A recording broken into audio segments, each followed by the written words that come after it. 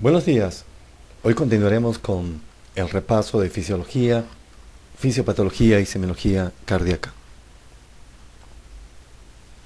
Hablaremos ahora de fracción de eyección. ¿Por qué es importante hablar de fracción de eyección? ¿Se acuerdan que ya hemos hablado de los dos mecanismos fisiopatológicos de la insuficiencia cardíaca, que son la disfunción sistólica por un lado y disfunción diastólica? Es más común que la insuficiencia cardíaca sea ocasionada por disfunción sistólica. Esto ocurre en un 70%. Y en menor porcentaje por disfunción diastólica, que es un 15%. Y también por la combinación de ambas en el 15% restante. Entonces, cuando hablamos de disfunción sistólica, clínicamente reconocemos que el paciente tiene esta condición cuando el choque de punta está desplazado hacia la izquierda y hacia abajo, lo que está indicando que hay dilatación del ventrículo izquierdo. O si no, también cuando observamos la radiografía de tórax y encontramos un incremento del tamaño de la silueta cardíaca a expensas del ventrículo izquierdo, es decir, al nivel del arco inferior del borde izquierdo del corazón. Eso desde el punto de vista clínico. ¿Qué hacemos para demostrar que la disfunción sistólica es el mecanismo que está produciendo la insuficiencia cardíaca? Se pide un ecocardiograma. Y en el ecocardiograma, ¿qué vamos a buscar? Vamos a buscar cómo está la fracción de eyección. He hecho todo este preámbulo para llegar a este punto. Fracción de eyección. Es necesario saber qué es fracción de eyección. Fracción de eyección es el porcentaje de sangre que sale del corazón, pero el porcentaje del volumen telediastólico, del volumen diastólico final, que va a salir en la eyección sistólica. ¿Cuánto es el volumen diastólico final? Aproximadamente 150 cc. ¿Cuánto de este volumen diastólico final debe ser expulsado en la eyección sistólica? Aproximadamente un promedio de 60%. Pero si queremos hablar en términos más exactos, debe ser más del 54%. Estamos hablando de una fracción de eyección normal. En conclusión, ¿qué es fracción de eyección? Es el porcentaje del volumen diastólico final que es expulsado en la eyección sistólica. Cuando está disminuido, ¿qué indica? Indica que hay disfunción sistólica. También se puede expresar en base a esta fórmula, que es fracción de eyección igual a volumen diastólico, nos referimos al volumen telediastólico, menos el volumen sistólico entre el volumen diastólico final por 100. Si decimos que la disminución de la fracción de eyección nos está demostrando que hay disfunción sistólica. Esta disfunción sistólica tiene diferentes grados que están determinados por la disminución, por el grado de disminución de la fracción de eyección. Así tenemos entre un 40-50% la disfunción es leve, entre 30-40% moderada, y ya hablamos de una disfunción sistólica severa cuando la fracción de eyección es de 30 o menos.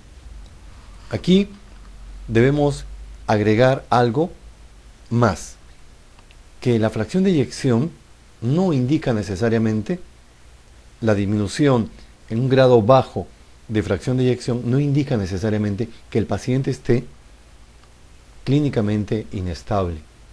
Me explico.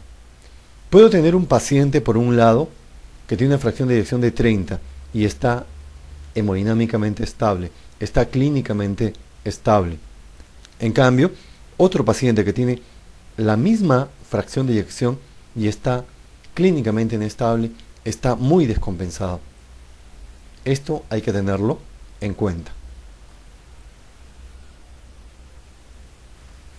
Aprovechemos para también ver y conversar sobre otros parámetros hemodinámicos. El gasto cardíaco. Hablamos de gasto cardíaco cuando hablamos de hipertensión arterial, porque hipertensión arterial es igual a gasto cardíaco por resistencia periférica. El gasto cardíaco es igual, esto se ha visto en fisiología, volumen sistólico por frecuencia cardíaca. Hay dos tipos de insuficiencia cardíaca, una con gasto bajo, que es lo que se presenta con más frecuencia, pero también hay un tipo de insuficiencia cardíaca con gasto alto, que podemos ver en hipertiroidismo, también anemia crónica muy severa. El promedio del gasto cardíaco debe estar en 5 litros por minuto. Hablamos de gasto cardíaco entonces en hipertensión arterial cuando hablamos de los mecanismos fisiopatológicos. Uno de los mecanismos fisiopatológicos de hipertensión arterial primaria esencial es el incremento del gasto cardíaco o el incremento de la actividad adrenérgica. Es por eso que uno de los antihipertensivos de elección son los beta bloqueadores, porque van a inhibir, van a disminuir la actividad adrenérgica y también el gasto cardíaco. También hablamos de gasto cardíaco en insuficiencia cardíaca, lo que acabo de mencionar, con gasto alto, con gasto bajo. Hay otros parámetros como el índice cardíaco y la presión capilar pulmonar en cuña. Ahí tenemos las siglas en inglés PCWP. Esto lo vamos a utilizar en insuficiencia cardíaca aguda, por ejemplo, en la clasificación de Forrester.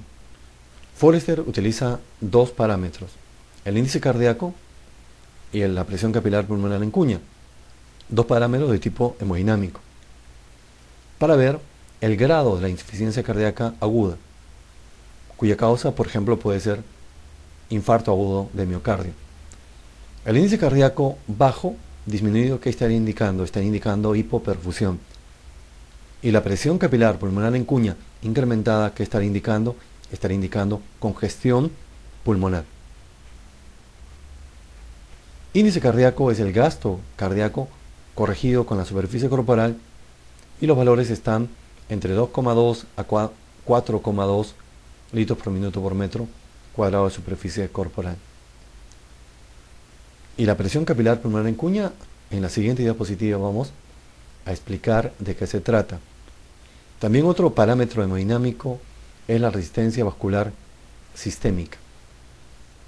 Sus valores son de 700 a 1500 dinas sobre centímetro o unidades Good. Hablemos de presión capilar pulmonar en cuña.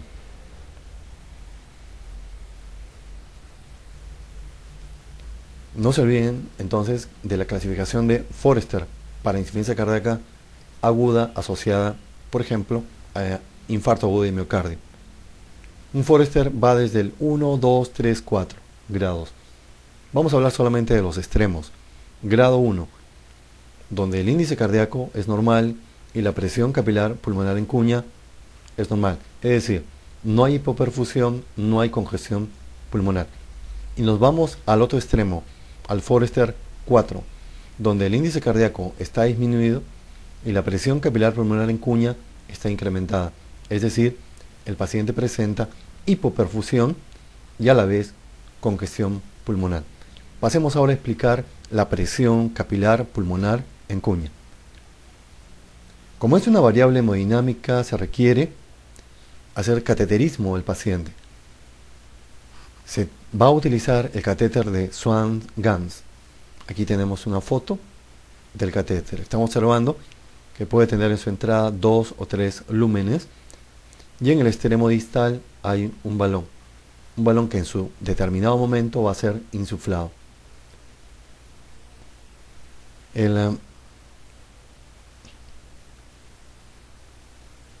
Vamos a regresar. El catéter de Swan-Ganz mide la presión en la aurícula derecha y luego en la arteria pulmonar distal. Vamos a ver la secuencia primero. Aquí tenemos una radiografía de tórax y observamos el catéter de Swan-Ganz. Se ingresa por la vena yugular o la subclavia. Luego, el catéter se dirige hacia la aurícula derecha, donde se mide la presión de esta aurícula. Luego, se continúa el ventrículo derecho y sale por una de las ramas de la arteria pulmonar. De ahí se dirige hacia una de las partes más distales de la arteria, de la rama de la arteria pulmonar, y donde va a ser insuflado el balón. Y de ahí se puede determinar a distancia las presiones a nivel de la aurícula izquierda y del ventrículo izquierdo. Es por eso que cuando nosotros hablamos de presión capilar pulmonar en cuña, estamos hablando de ¿qué? De la medición de la precarga izquierda. Ya sabemos qué es precarga. Precarga es la distensión de la cámara cardíaca. En este caso estoy hablando del ventrículo izquierdo. En resumen, ¿qué es la presión capilar pulmonar en cuña? La presión capilar pulmonar en cuña es la presión que se mide en el extremo distal de una de las ramas de la arteria pulmonar, donde se enclava el catéter de Swan-Ganz, producto de insuflar el balón que está en ese extremo. Y de manera refleja se mide a distancia la presión en la aurícula izquierda y la presión telediastólica del ventrículo izquierdo. Esa es la presión capilar pulmonar en cuña, que es una variable hemodinámica y se requiere de el catéter de Swan-Ganz. Si nosotros queremos comparar, por un lado, la presión capilar pulmonar en cuña y por otro lado, la presión venosa central, fisiológicamente ambas son equivalentes. Solo que la presión capilar pulmonar en cuña mide cómo está la precarga izquierda, mientras que la presión venosa central va a medir la precarga derecha. ¿Cuál es el valor normal de la presión capilar pulmonar en cuña? Es de 12 a 15 milímetros de mercurio. Y el valor normal de la presión venosa central es de 8 a 14 centímetros de agua. Pasemos a una pregunta acerca de fracción de eyección. La fracción de eyección se define como, ¿qué nos preguntan acerca de la definición? Es por eso que menciono que es necesario conocer qué es fracción de eyección en primer término y después qué representa, qué significa medir la fracción de eyección, que ya hemos dicho significa hacer el diagnóstico de disfunción sistólica cuando está disminuida. Entonces acá vamos a la definición de la fracción de eyección. Veamos una por una las alternativas. Pero en primer término, recordemos qué es fracción de eyección. Es el porcentaje del volumen telediastólico final que es expulsado en la eyección sistólica. La alternativa A es el volumen de eyección entre volumen telediastólico. Falta, porque si se acuerdan de la fórmula, es volumen diastólico menos volumen sistólico entre volumen diastólico por 100. O sea, no tiene nada que ver esta alternativa. B, gasto cardíaco entre la superficie corporal. Tampoco. C, volumen de eyección por frecuencia cardíaca. Tampoco.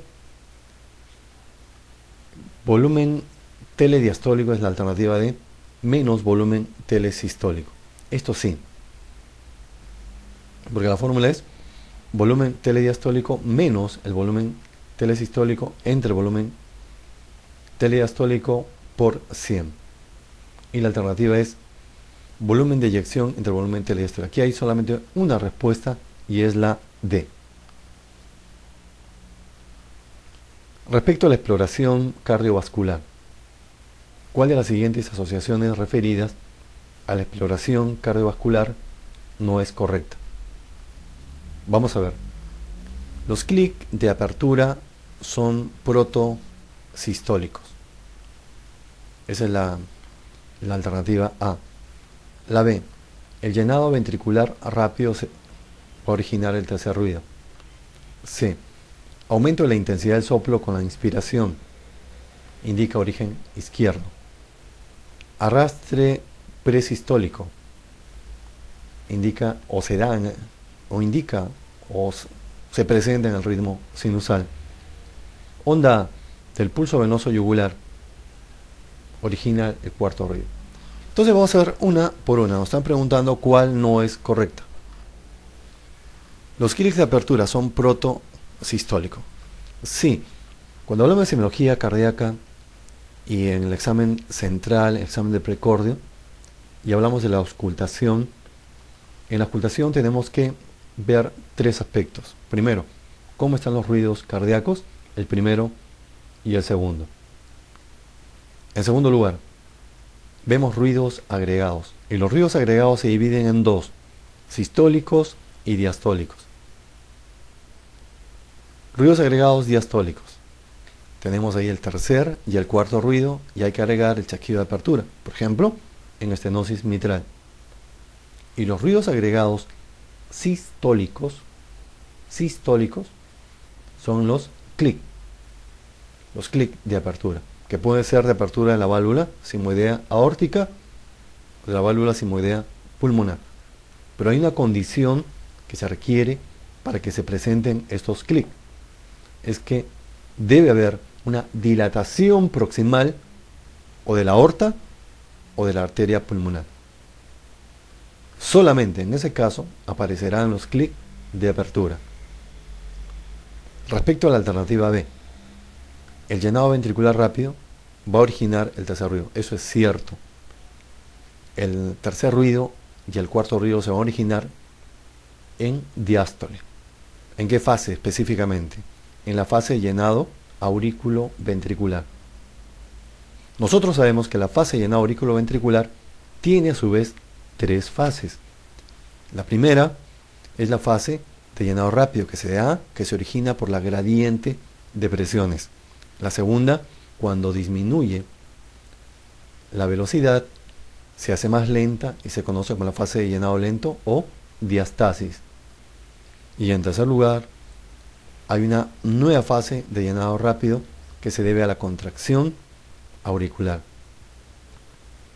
Y el tercer ruido se origina cuando se incrementa la fase de llenado rápido. Este tercer ruido que ya lo hemos enfatizado anteriormente, que va a indicar, cuando es patológico, va a indicar insuficiencia cardíaca izquierda, va a indicar disfunción sistólica y se conoce como el galope ventricular. En cambio, si vemos la alternativa E, en la onda del pulso venoso yugular, la onda A corresponde a la contracción auricular. La onda A es la primera onda del pulso venoso, es una onda positiva, y que corresponde a la contracción auricular. El incremento de la onda A va a originar el cuarto ruido. La onda A, entonces repito, el incremento de la onda A origina el cuarto ruido y se conoce como galope auricular. ¿Qué significa encontrar un cuarto ruido? Significa que hay disfunción diastólica. Ejemplo, ¿cuándo encontraremos un cuarto ruido? En las estenosis mitral o en la estenosis tricuspide. En ese caso va a haber dificultad para que pase la sangre de las aurículas a los ventrículos, de tal forma que las aurículas tienen que contraerse con más fuerza para superar esta resistencia. Cuando en estenosis mitral, por ejemplo, ya se asocia fibrilación auricular, porque ustedes saben que la estenosis mitral es la causa, dentro del grupo de las cardiopatías valvulares, es la causa más frecuente de fibrilación auricular. Bueno, pongámonos en esta situación. Tengo un paciente con estenosis mitral y a la vez tiene fibrilación auricular. ¿Voy a buscar cuarto ruido? La respuesta es no, ya no voy a buscar cuarto ruido. ¿Por qué? Porque en la fibrilación auricular no actúa el nodo sinusal, no funciona el nodo sinusal y no va a haber activación de la aurícula. Y si no hay activación de la aurícula, tampoco va a haber contracción de la misma. Es por eso que no hay cuarto ruido en fibrilación auricular y tampoco va a haber onda A del pulso venoso yugular. Entonces ya hemos visto la alternativa B y la alternativa E, que son verdaderas. Pasemos a la alternativa C. Aumento de la intensidad del soplo con la inspiración. Es un punto muy interesante. Y en las diapositivas siguientes vamos a tocar otro aspecto de este punto. ¿Cómo se modifican los soplos? Y en este caso estamos viendo la modificación del soplo frente a movimientos respiratorios, a fases respiratorias. Y aquí es en la inspiración. Es en la inspiración. Hay que tener presente lo siguiente. ¿Cuáles son los soplos que aumentan en inspiración? Son los soplos del lado derecho, no izquierdo. Esto hay que recordar. Los soplos que aumentan en inspiración son del lado derecho. Son los soplos tricuspídeos. Y ahora vamos a explicar por qué.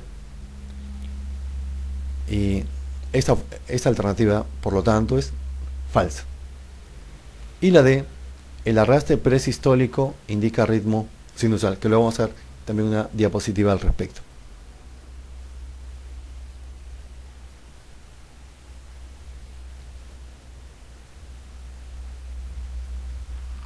Bien, expliquemos por qué los soplos tricuspídeos, para ser más específicos, el soplo de insuficiencia tricuspidea se incrementa con la inspiración. Tenemos que recordar lo siguiente. ¿Qué sucede en inspiración profunda?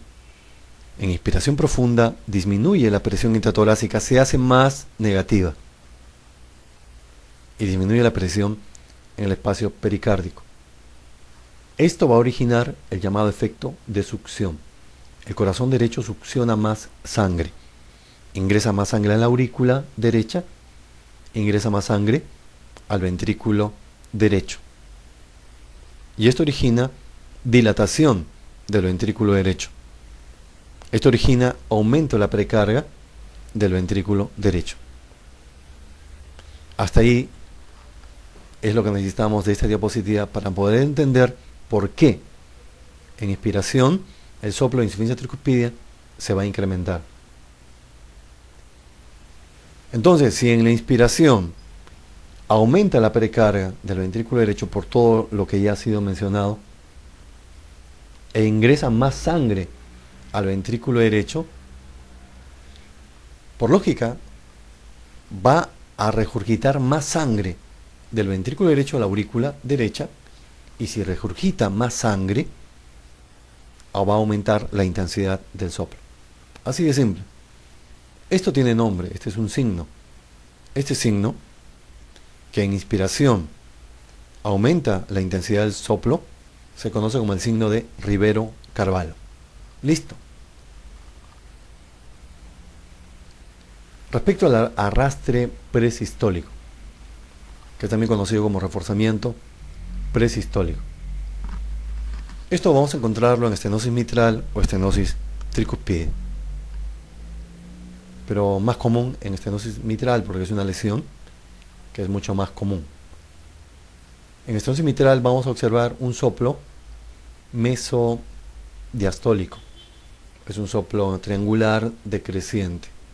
Mesodiastólico, un soplo de llenado, de tono grave y de timbre de rodamiento, conocido como el retumbo diastólico.